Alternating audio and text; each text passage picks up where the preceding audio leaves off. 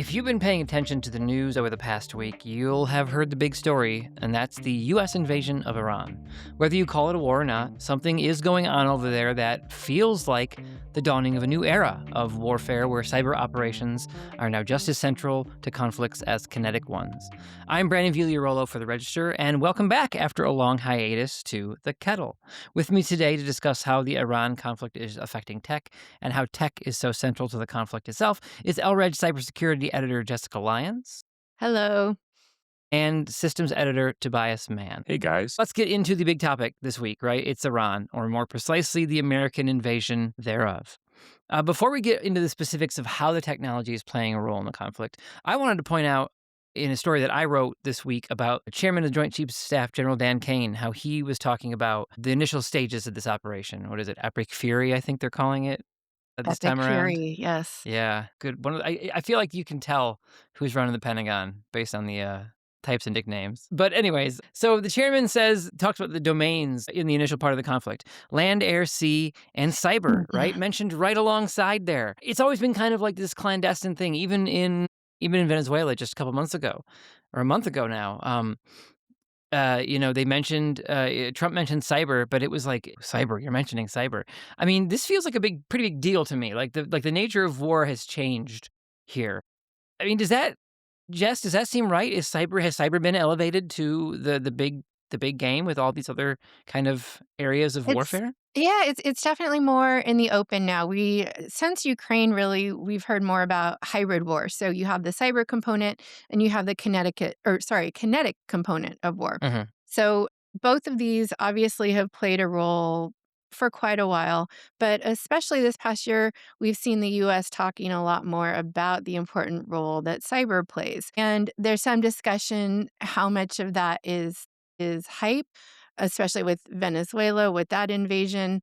Hmm. We heard a bit about whether or not cyber played the role that the Trump administration said it did, because as we've seen, this can be a really effective propaganda tool. It can, instill fear, make the opponent look more powerful with the cyber weapons than they actually may be. But then, yeah, Brandon, like the Right. story you wrote, we have Cyber Command coming right out and putting it on an equal playing field with all of the other physical war components. Yeah, it just feels like it feels like kind of just a sea change in the way it's regarded as a part of war, Right. right? Definitely. Or like you were recording, right? Like it can be sort of this propaganda tool, Mhm. right? Like I know, as soon as, we started talking about the supremacy that cyber is playing in this conflict, right? Iran right away started saying about all the Mhm. hacking things it's doing. We're doing this, we're doing that. There's those Mhm. new MOIS backdoors that are getting implanted and things I think you were writing about this Right. week, Jess. Right. You talked about sort of a cyber posture, right? And using it as propaganda Mhm. versus using it as a practically effective tool, right? I mean, backdoors, cyber operations like that, getting into systems, planning a space where you can get in later on and wreak havoc on infrastructure and things. This is nothing new, right? No. Um, No, I mean, look at Stuxnet. That was 2009, I believe, so right, right. And that cyber was has again U.S. played and Israel, right? right? Yep. But yeah, but But I I mean, mean, yeah. with Iran too, that's something they've obviously been spying on the US and Israel for quite a while. That's not anything new. We're doing the same thing to them. The US doesn't talk about it as much. But Hmm. the cyber espionage, that's something we've seen a bit of an uptick in since the start of February when the US started talking about a possible attack. So there's been more scanning activity, more looking for ways that they could intercept communications. I wrote a story this week about the backdoor, which you mentioned already, that we're seeing implanted in different communication systems. And we're also seeing Iran target internet connected cameras. This is something that they also did last year that kind of preceded bombings when they bombed Jerusalem. So this helps with targeting. You can get a better idea of areas that you want to hit. So it Hmm. can be kind of a preemptive measure before we see a kinetic strike. Yeah, I think that's a really interesting thing that I hadn't even really thought about, right? It makes perfect Mhm. sense, Mhm. right? If you can get a bird's eye, not even a bird's eye view, a street level view of the area Right. you're trying to bomb, if you can get two cameras, you can triangulate the position Mhm. Yeah. compared to where the cameras are at. Tons of different ways to pinpoint a location like that. I mean, that is fascinating to me and really does, I think, point to, like you said, that fusion between kinetic and electronic warfare. Right? They're different things, right? But they're not. They're increasingly connected in modern war. Yeah. You see Right. it in movies all the time. You Oh, know, sure. now we're hearing about it in real life. And it's kind of science fiction is becoming reality here. Yeah, and on the flip side of that, right, you have, this, this, like, using cyber assets to hone in on physical assets as well. You also Uh-huh. have, right, like, if there's a cyber asset involved here, there's gonna be a physical target, right, associated with that cyber asset. Tobias, I know there's been some talks about strikes on data centers and things like that. What is going on with sort of in the theater of war, or I guess maybe in neighboring countries around it? Is Iran targeting infrastructure deliberately to try to disrupt their war efforts? Well, the latest report out this week is that Iranian state media is saying that this was the strike on Amazon's United Arab Emirates and Bahrain data centers was an intentional drone strike aimed at taking out, U.S. assets, digital assets in the region. Whether or not that's actually propaganda or an actual viable target, it's hard to say. You could make the argument that Amazon does a lot of business with the Department of Defense. Mhm. It was a long drawn out contract process that I remember Jessica and I were writing about for felt like years. And so, like in that sense, sure, data centers are a target during wartime, and particularly in the Middle East, as they've tried to shift their economies away from being solely reliant on petroleum byproducts to more of a digital economy, there are a lot more data centers in that region, a lot of new data Mhm. centers, and a lot of data centers that are filled with very expensive equipment for things like AI. Yeah, but I mean, you don't even have to be a war target, really. Like, this doesn't even have to be a military target to be, an attractive target for a regime that could just be lashing out and trying to do damage to any American linked asset, right? Like, why would you want to put your data in this AWS data center in Bahrain when it's so close to Iranian missiles that can clearly hit it, et cetera, right? You can affect the economy of your neighboring countries. You can affect the economy of these American companies that you don't particularly like. Yeah, myriad reasons why you'd want to attack these things. Are they still offline, I think, as of recording? As of my last look, the United Arab Emirates, Amazon's data centers there are offline. The way that Still, yeah. these facilities are built, they're typically built in trios. So you'll have three what are called availability zones. And what the cloud providers do is they load balance workloads across the. So if one of Mhm, the data centers goes down, they can keep services up. Part of the problem was that either the drone strike directly on one of them or on neighboring resources like power and water took out two of those availability zones. So okay. the facilities in the United Arab Emirates are offline almost entirely. And a lot of the software as a service providers that run atop AWS are actively encouraging their customers to fail over now, get what they can off, because, you know, basically they're limping on a single data center, maybe. And, with power being, easily disrupted by, ongoing Oh, combat in the yeah. Yeah, it's region. only a matter of uh, time, right? Right. In Bahrain, it's not quite as bad. My understanding is that the facilities supporting that data center are compromised, and I suspect that part of that is that only one of the availability zones seems to be offline, and so Mhm. they they're, I think, mostly okay. It's disrupted, but if they lost another availability zone in Bahrain, then that region would also go offline effectively. Yeah. So now I also understand, along with there being domestic or I guess, internationally domestically international, local to the area there, data center uptime issues. I understand supply chains are also getting disrupted by this conflict, maybe just locally and not necessarily affecting the tech industry at this point. Although I think our coverage of that issue is a few days old. Do either of you know, have any update on whether or not the industry itself is starting to be affected by this conflict in any way in terms of supply? I don't know if the Middle East is a big tech manufacturing hub, like it would be if we were to go to war with China and Taiwan or something. I mean, right now, I think a lot of what has been published has been focused on oil and natural gas, which has been severely impacted Right. with facilities shutting down that have come under fire. And there's a lot of shipping that comes through that region, and the Strait of Hormuz has been I think I saw that Iran said today that it was only going to let Chinese ships through, and no one yeah, else. has become it's become a choke point. So there is some concern for that. What I will say is that particularly Saudi Arabia and the United Arab Emirates have really been pushing to establish themselves as digital powers and extend their influence to other parts of the world. Hmm. And a lot of that involves building out data centers, building out large training facilities for AI models. And if they can't get that equipment in, then a lot of those aspirations could be derailed. And you think about it, a single GPU 2 years ago might cost $40,000. Now we're talking about $100,000+ GPUs. Hmm. It'd be pretty painful to see those sink into Yeah. the waters and Yeah, I um, imagine you're just pretty much telling everyone to stop the goods moving right now until this blows over. I mean, and yeah. that's the thing too. We don't know how long this is going to last. I mean, the Trump administration hasn't even really made one solid case for why they're doing this. I feel like, much less how long this is going to go on for. Right. Yeah. That's a big, big if at this point. Yeah, huge Sobering if. thought. And Yeah. I mean, beyond that, right? Like, so Iran is obviously starting to ramp up its own cyber activities, right, in Mhm. response. Whether it's, hacking cameras everywhere to plan strikes or going after businesses, right? That kind of stuff is ramping up. I guess,